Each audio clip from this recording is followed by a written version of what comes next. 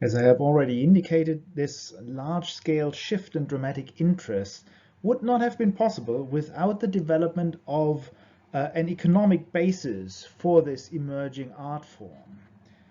If you remember, the medieval drama, the mystery plays, was strictly incorporated into the social hierarchies. There was the church that was sort of the frame that also gave the contents, and there were the guilds that enacted these plays and that financed the staging of these plays.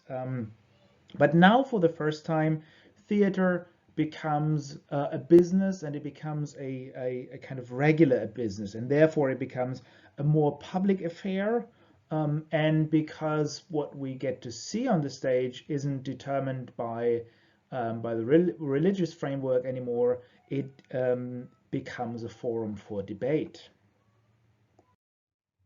And when we look at the audiences of these new theaters, one thing we can notice is that basically all social classes come together in one place to watch the same kind of entertainment. And that, of course, is reflected. This multiplicity of the audience is reflected in the play's structure and their content. They basically are geared towards the audience, so they provide a little bit for everyone. So one thing that we have is what we call a mixture of linguistic registers. The language isn't just the playwright's language, but rather the playwright adapts the language to the different strata of the audience. So we find high and low forms, and that's one of the reasons for the mixture of verse forms and prose writing in the drama. You can usually align these very closely to the social standing of the speakers as well. So we got that, but we also got to get a mixture of everything from high philosophical thoughts and reflections to the lowest form of comedy and the lowest form of action. They're usually always some kind of clownish acts, clownish characters in these plays that act out what we would maybe call slapstick comedy, and all of that happens together with the most high-flown rhetoric and the most high-flown kinds of philosophical investigations. And that is often in terms of what the characters do, and in terms of the setting and the plots. We often have sort of a double plot that basically the same thing happens twice, but on two different social registers. So you usually have sort of the masters enacting some kind of love triangle or something like that, and then you have the servants who find themselves in the very same situations and the same structures, and those two plots go hand in hand and provide a little bit of identificatory potential also for each and everyone in the audience. And that means that you have spokesmen for all kinds of position. You remember in the morality play, these spokesmen were for abstract things like good deeds or sin or evil or goodness or something like that. But now these different people are standing for different strata of society. So everyone gets their representative on stage, basically. This is one thing that we can notice throughout all of the early modern plays. So the stage, as I said, becomes a forum for debate. And the point here is that the early modern stage and a lot of its continuing influence is about the kinds of questions that it put up for discussion, often without conclusively answering them. It's not so much about the answers that it gives, because answers usually close off the debate, and we would either agree with the answers or not, and then if we feel that the answer is not relevant anymore, we would forget about the text. But here, it's really so much about these newly emerging questions that come out of these large fundamental shifts that I have tried to sketch in earlier videos. So it's really looking at things and asking new questions. One way we can see this is, for example, in the fact that Shakespeare famously didn't invent stories. He was good at a lot of things, but apparently not good at coming up with original stories, or that's not what he was interested in. So basically all of his plots, all of his stories, all of his characters are based on existing sources. So that's not where their originality lies in, but rather in the way that he treats these new stories. Because in retelling old stories, he does suggest very different things to the contemporary audience than the original source material did. So these retellings become reflections on the current political situation or climate. They become reflections on the relation between human and divine law, for example. If we're looking at here at Hamlet, contemplating revenge. So that is something that used to be a theological question, and that turns into an existential question in this case. Or in the case of Christopher Marlowe's Faustus, they become reflections on human aspects of stories that were originally about types.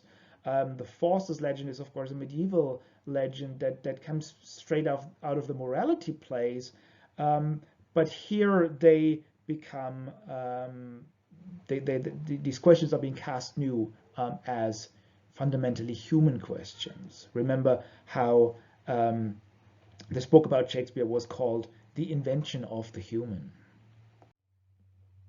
During the reign of Elizabeth, one of the great innovations in business was the large public playhouse. Now we need to imagine the situation in 1575. That is at a time when Christopher Marlowe and William Shakespeare were 11 years old, and Ben Jonson was 3 years old. At this time, 1575, there were no permanent theaters in London, not a single one. Playing in the area happened, but it was irregular, and it was produced by traveling companies that would perform occasionally in yards. So here you see a later recreation of how that looks like. In the courtyard of an inn, they would set up a makeshift stage and they would act out stuff. But you never knew when these companies would arrive, when they would come, what they would offer, and so on. And in fact, all of those companies needed to be licensed by the patronage of some great lord to travel and perform. If they weren't, if they were unlicensed, according to a statute of 1598, technically they were deemed rogues, vagabonds, and sturdy beggars. So without patronage, that would even be illegal, an illegal kind of action. So this is a situation all the way until 1575, but then in 1576 things changed. Because that year, 1576, saw the construction and the establishment of both of the types of theaters that would obtain until the closing of the theaters in 1642. The first being this large-scale outdoor multi-story public amphitheaters, the public theater, and the other, the smaller enclosed so-called private theaters that are more reminiscent of theaters that we know today. So these two types of playhouses were established in that year, and this is sort of the starting point for professional theaters, but also the types of company personnel that would enact these plays. And these were adult men, as you might be aware or not, with a few boys to play the women's part. Women, until the Restoration in the second half of the 17th century, were not allowed to act on stage. So all of the female roles would be played by boys in these men's companies. And then there was also a tradition that came out of the humanistic education that schoolboys would enact plays, and out of that came sort of the very popular entertainment at court, particularly around in the Christmas season when the schools would be on holiday, that these boys would enact plays at court.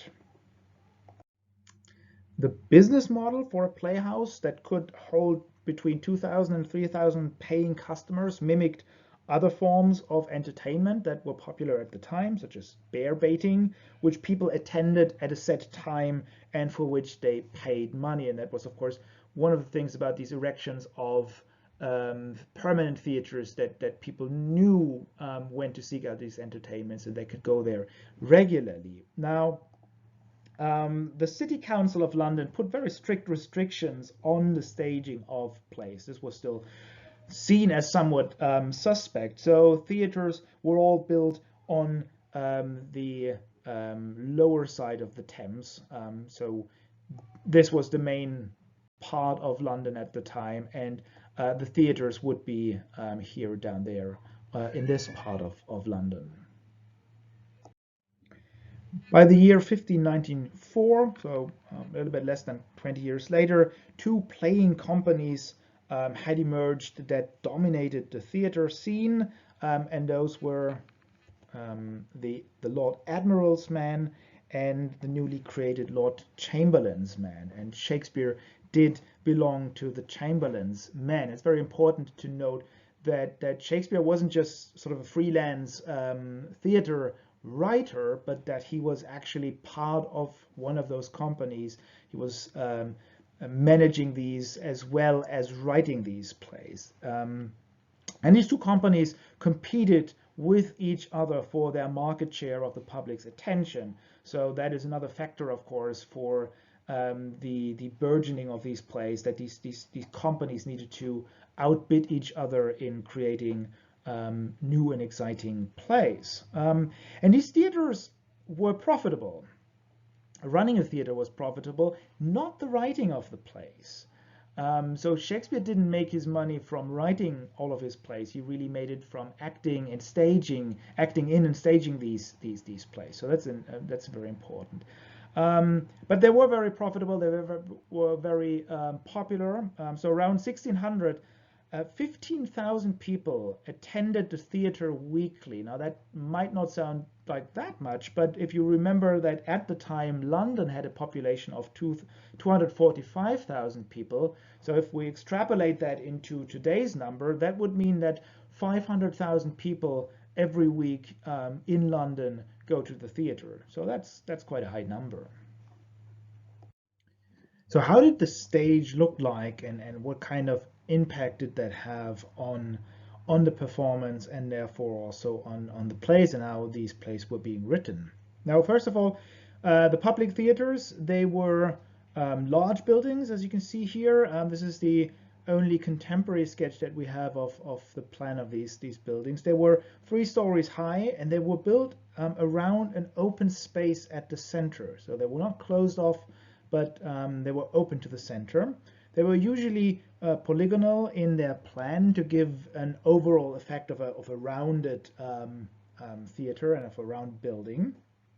And there were 3 levels of inward-facing galleries where people could stand and have a sort of an elevated view. And obviously, that was also part of the social stratification, that the higher you were in rank, basically you would be up on the galleries.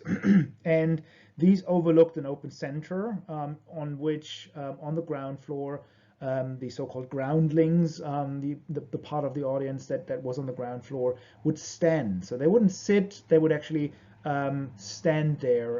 And into that space, the stage kind of projected. And it was surrounded on 3 sides by the audience. Only the rear of the stage would be restricted for the entrances and the exits of the actors, and also for seating for musicians if there was music accompanying them. And then also you had usually a balcony. So what you see here, this here, is actually sort of a permanent structure. That's something that is always there. And you always have these here, these doors for exits and entrances, and you always have this upper story for setting certain scenes. We can think, for example, of course, of one very famous scene that uses this balcony structure. and that is the balcony, so-called balcony scene of Romeo and Juliet. But if you know that this is the structure, you can find more scenes that would make use of this upper, lower level spatial configuration.